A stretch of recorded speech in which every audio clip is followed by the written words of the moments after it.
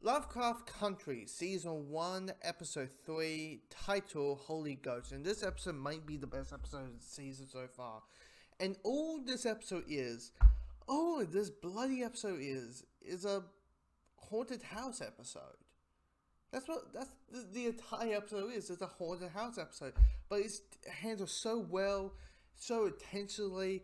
I mean, there's a scene where like a woman has like her mouth completely like gone, but with a little bit of flesh dangling. It goes, ugh.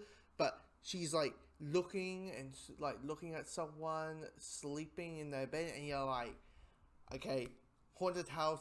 You, because of this, you and you get the fuck out of the house. But what this episode does well is you got this haunted house aspect of things, but at the same time it is handling the concepts that Lovecraft Country is handling, which is racism and comparing racism back then to now. And I mean, what it's about is about Tachalina buying a house inside a clearly all white neighborhood, and they all have problems with it. And of course, there's a couple of them who are like, "Get out of our fucking neighborhood, you!" I won't say the word, but I won't say the way to slur. But yeah, it's like you have these three 20-year-olds with baseball bats, or putting like bricks onto steering wheels so they can annoy them with the honking, with the sound of the wheel just honking through.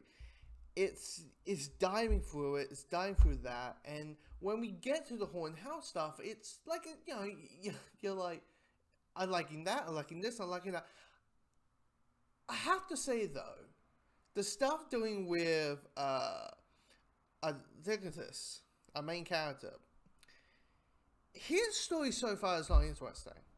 Like, it's like, find the you want to know where your family's from? Do you want to know that? I'm like, well, the first two episodes were all about him finding his dad. He finds his dad. His story is done. It feels like there's dragging his story. It's like with 10 episodes, we're 2 episodes in, or 3 episodes now, and his story is complete. He has no more story. Tachalina's story is only the beginning. She's even little things we find out about what she is, more exploring the relationship between her and her sister, what her mom was like, why there was a bit of a struggle between the children and the parent, how Joel's daughter and wife handling the death of them, and all that kind of stuff. It's just, I don't know, he feels, I don't know, too boring the character. He's not as a hero as a antagonist. You want him to have a little bit more oomph to it, and he there's not that oomph towards him.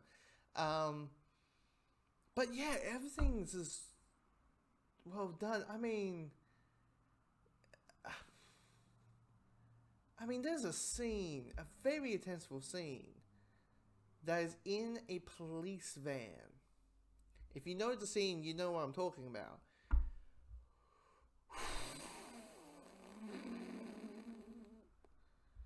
It's one of those things where, like, 1950s cops, you could pretty much do everything, couldn't you, back then? I mean, to be fair, they could kind of do everything they want now, but we're trying to stop that. But yeah, this is absolutely a great episode. Absolutely a great episode, and I could hear it. It didn't feel like I was the old grandma saying, "What, honey? What did I say? Turn it up, turn it up."